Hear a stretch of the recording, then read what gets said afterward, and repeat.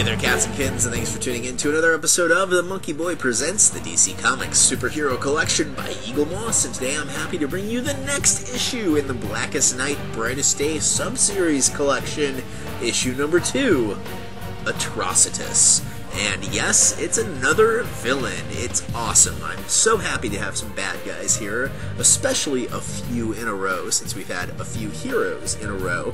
Atrocitus is a relatively new villain as well. He has only been introduced in the past 5 or 10 years, I want to say. For those of you who are familiar with him, of course you know him from the Blackest Night, Brightest Day series of comic books. He has also recently been featured on an episode or two of the Green Lantern animated series on Cartoon Network, where he doesn't look exactly like he looks in the comic books. He's a bit more stylized for the animated series, but it is still the same character. He is fueled by rage and powered by the Red Lanterns, of course, but we'll learn all about that and more in Atrocitus's magazine section, which will tell us everything we need to know about the character. And I wanted to point out real fast, the magazine adds a new section with Atrocitus here, known as the Book of Oa, which kind of gives a history of the Green Lantern Corps. And then we'll look at the figure itself, covering the good, the bad, and the ugly. It's a really nice figure, everybody. I'm very excited to bring it to you. I can't wait for you to take a closer look at Atrocitus. But for now, we'll start with the magazine, so sit back, relax, and enjoy. Issue number 2 of the Blackest Night, Brightest Day sub-series collection by Eaglemoss, Atrocitus. First up, the character section.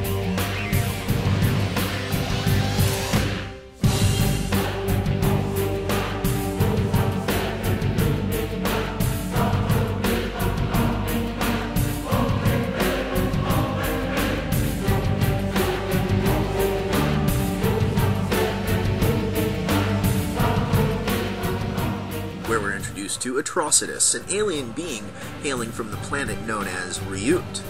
It's here that we learn his planet, and indeed the entire sector of space that he hailed from, was wiped out by the precursors of the Green Lantern Corps, the androids known as the Manhunters.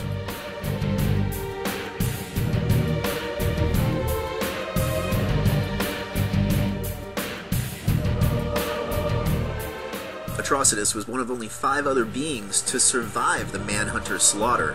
Together they traveled to a new planet known as Ismalt, which they made their home base, and became the terrorist organization known as the 5 Inversions.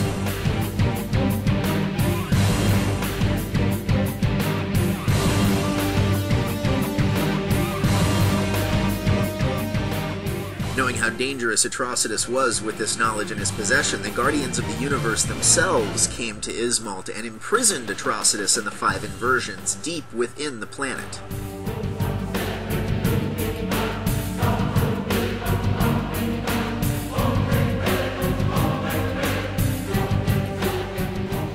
After Abensur found the 5 Inversions inside the planet Ismalt, they began to tell him the stories of the Blackest Night prophecies. Atrocitus took advantage of Abensur's fear and broke free of his bonds, attacking the Green Lantern.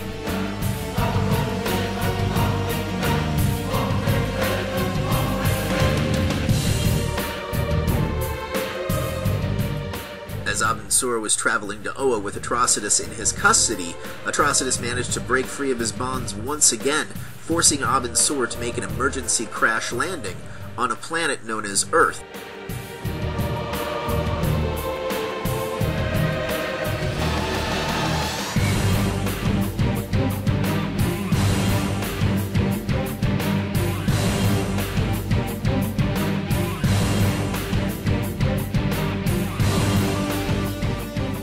Atrocitus was once again taken to the planet Ismalt and imprisoned inside of it along with the other inversions. Using his newfound rage, Atrocitus forged a Red Lantern power battery and then murdered his 4 other inversions with it, using their blood as the power source.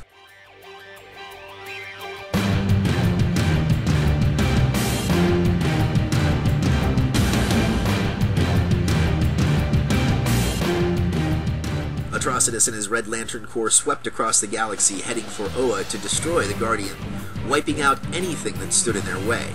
Atrocitus even tried to crucify the former greatest Green Lantern, Sinestro, who had since formed the Yellow Lantern Corps, but was stopped at the last minute by Hal Jordan.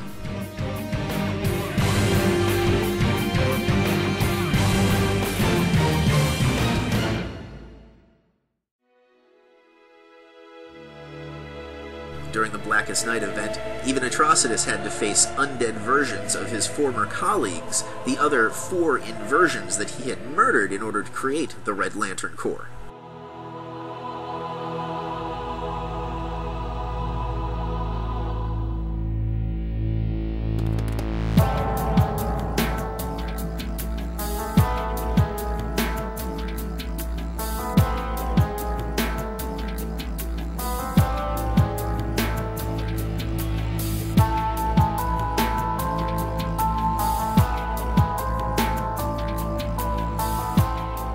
Next, we look at a few classic stories from the Blackest Night event. First up, Blackest Night, Batman.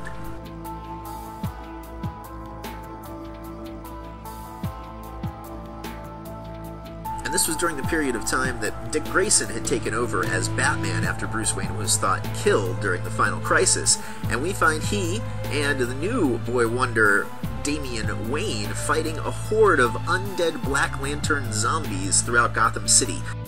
They team up with the heroic Deadman, save Commissioner Gordon and his daughter Barbara from the zombie hordes, and face off against an undead version of Dick Grayson's parents. Next up we have Blackest Night, Wonder Woman.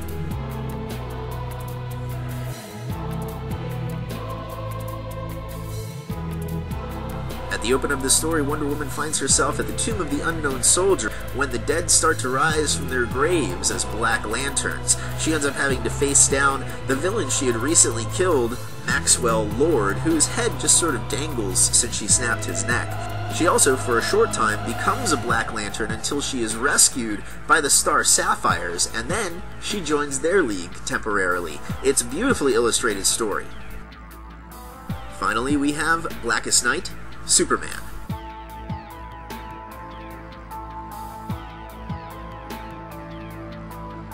Superman and the new Superboy Connor Kent are just sort of hanging out at Kent Farm when suddenly Smallville is attacked by a horde of Black Lantern zombies, including the newly resurrected undead version of Kal-El, the Superman from Earth 2, and his wife, Lois Lane. They go on a rampage trying to kill the Kents.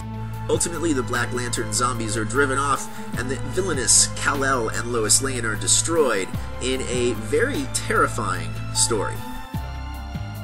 The iconography section talks more about the Red Lantern Corps, featuring their homeworld of Yzmalt, their leader, of course, Atrocitus, that the red color on the emotional spectrum represents rage. It also features a few of the other Red Lanterns in the Corps, and gives the oath of the Red Lanterns. Atrocitus' Friends and Foes section features Black Lantern versions of Tempest and Aquaman, and a White Lantern version of Green Arrow.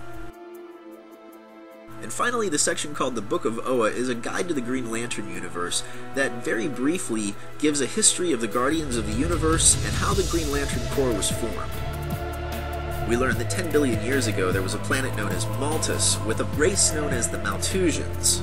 Over centuries, the Maltusians evolved from being tall, blue humanoid beings to splitting into 2 distinct races, originally along the lines of gender, and over time the Guardians evolved into diminutive, blue-skinned, nearly immortal beings.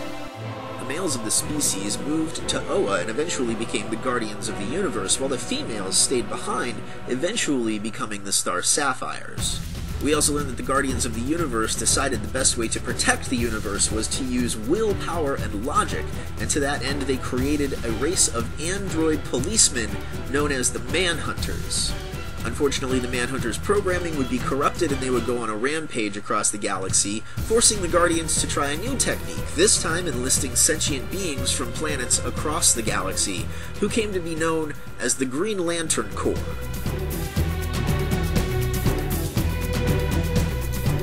Here here we have Atrocitus, and I think this is a fantastic figure. The first of the Red Lanterns in the series, the one who more or less created the Red Lanterns. He's their leader, that's for sure, and he is just awesome. This is a perfect example of how you can take a character who is like the Green Lantern, sort of a basic design, just a couple colors, nothing really too fantastic, and turn it into something outstanding with the sculpting, with the paint job, with the pose.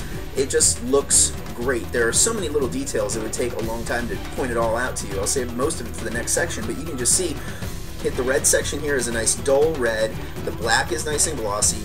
These red slits on the side are not only painted perfectly, but they're molded, they're lifted, they're raised off of his torso like that. There's piping around the edge of the red on the suit. There is molding on the shoulder pads, and yes, they're plastic, but I really like them because that's supposed to be him using his red powers to project that armor onto himself. So I like the fact that it's his power, basically. So to show that off, they made it plastic so it looks different. It's a totally different texture. It looks completely different as far as color goes. It's really great. He has a ring on his finger. It's not as detailed as I would like, but you can also see his skin tone is a different shade of red than the red of the suit. It's great. His face is also outstanding. You'll see more of that in the next section, all the way down to the boots, which also have a little bit of molding going on there, and a great wash all over the figure too. You can see the red is sort of a dirty kind of red, unlike the Green Lanterns who have that metallic fleck. It's really nice overall. I'm very, very impressed with him. He looks scary.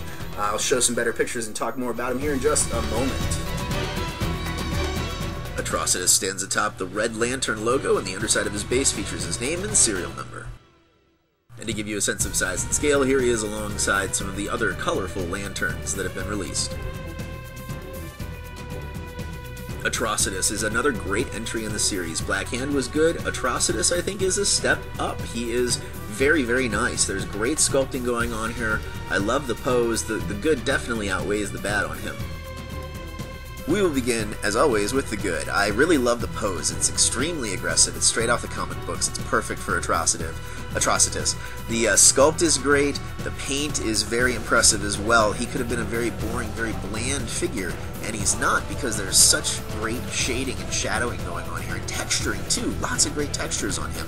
The boots have some great sculpt. You can actually see the lines of the boots, so it makes them look a little padded. I like the black and red of the costume itself. It's a great contrast in colors. It looks aggressive. The red of the costume as well has a nice dirty wash throughout, and his hands are great. I love the cuffs on the wrists, the forearms, and his skin tone is a different color of red. You can see it's sort of a deeper, more organic looking red, and again, great textures, great sculpt going on there. The back, of course, is also nicely sculpted. He's very big. He's a large figure too. I like that. His size is imposing. And he is ripped, big muscles, well sculpted. His right hand, of course, has the red power ring on the finger. It's just a dollop of paint, but at least it is there. Of course, he has the logo on the chest, which it looks as it should. It's the Red Lantern logo. I also really like the plastic bit on him, believe it or not. I like a piece of it that's plastic. That is supposed to represent his shoulder pads, that armor he wears, and I like it because, as I said before, that is his construct. He's creating that with the energy of the ring. So the fact that they made it plastic and it has this completely different look and color and texture to it, I just think is an awesome touch. Finally, the head sculpt. I don't know what I could say about this head sculpt other than it is perfect. It's basically flawless. Great textures, great shading and shadowing. I love his eyes. They just look crazy and deranged. I like that they're yellow. His teeth are actually sharp. His tongue is even detailed. He is a really outstanding figure. On to the bad, and the only tiny little nitpick I have about the thing, and it is tiny in this case because everything else is so perfect on him, is that the logo on his chest is a decal. It looks good, but it should, since it's a sticker. That's the only thing I can say is bad about this guy. Finally, the ugly. Absolutely nothing. Not even those shoulder pads on his shoulders are fragile. They're on there, and they are not coming off. He's a solid figure. Overall, I'm really happy with this figure. I think he is an excellent addition to this line. It's nice to have yet another villain. I like the Red Lantern, the idea of the Red Lanterns, and the whole color spectrum thing I think is pretty neat. But he's just a great looking villain too. If you like the Green Lantern and that whole cast of characters, I highly recommend picking this guy up and adding him to your collection, because he is one of the most impressive, I think, in this line, definitely in the Blackest Night, Brightest Day line, if not the entire Eaglemoss collection. He's really cool, really creepy. I really like Atrocitus a lot, and I hope you have enjoyed my review of issue number 2 in the Blackest Night, Brightest Day collection here. Please stay tuned for a quick teaser trailer for the next figure in the series. We're going back to the regular line of figures from Eaglemoss. It's yet another villain. Yay, we're on a villain streak, and I'm very happy about that. And it is Aquaman's most deadly nemesis, so please stay tuned for that quick teaser. As always, I'm your host, the MonkeyBoy, aka Jay to his friends. Thanks for watching.